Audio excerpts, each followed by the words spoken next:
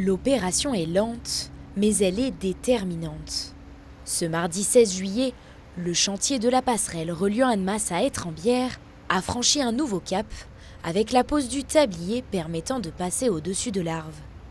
Commencée aux alentours de 10 h ce matin, cette étape est la plus importante, mais aussi et surtout la plus impressionnante. La technique de construction, avec une préfabrication de la charpente en usine et un assemblage sur site, nécessite des moyens de levage lourds parce qu'on a une charpente qui fait 62 mètres de portée pour aller d'une rive à l'autre et qui pèse tout de même 180 tonnes. Donc aujourd'hui, on fait un levage de 200 tonnes pour envoyer la passerelle à 40 mètres de portée par rapport à la rive droite de l'Arve. Donc ça nécessite effectivement des moyens de levage très lourds, d'où l'utilisation de cette grue LG 1750 de 750 tonnes de l'entreprise Mediaco. Après une heure de manœuvre délicate, l'équipement est enfin posé. Le reste de la journée servira lui à ajuster et consolider l'emplacement de la structure. On est dans les réglages fins, donc l'objectif c'est de la poser quasiment à la perfection à l'endroit où elle est censée se trouver. Ensuite on vient la caler sur des appuis provisoires qui sont des vérins. Et il restera un bétonnage, ce qu'on appelle un matage, donc c'est pour venir brider la passerelle, donc la structure métallique, à la culer en béton, donc pour l'isoler l'ensemble.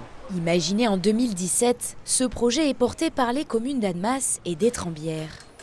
L'objectif est de créer un passage sécurisé entre le casino et le centre commercial, en faisant la part belle aux modes doux et aux piétons. Il y a un cheminement déjà le long de l'autre côté. On peut se promener largement le long de l'Arve de l'autre côté. Là, aujourd'hui, avec cette passerelle, on va assurer, je l'espère bientôt, la continuité du cheminement.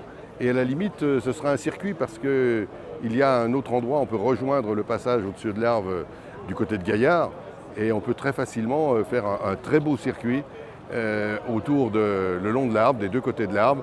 C'est aussi cette volonté. Et puis, face à l'Arve, il y a une autre communauté de communes, c'est Arve-Salem, et c'est le lien aussi avec les cheminements de mobilité douce d'Arve-Salem.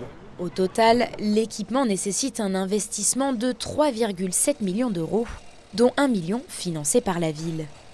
En plus de la passerelle, une canalisation d'eau potable pour alimenter le territoire depuis le sud d'Annemasse sera aussi intégrée au dispositif.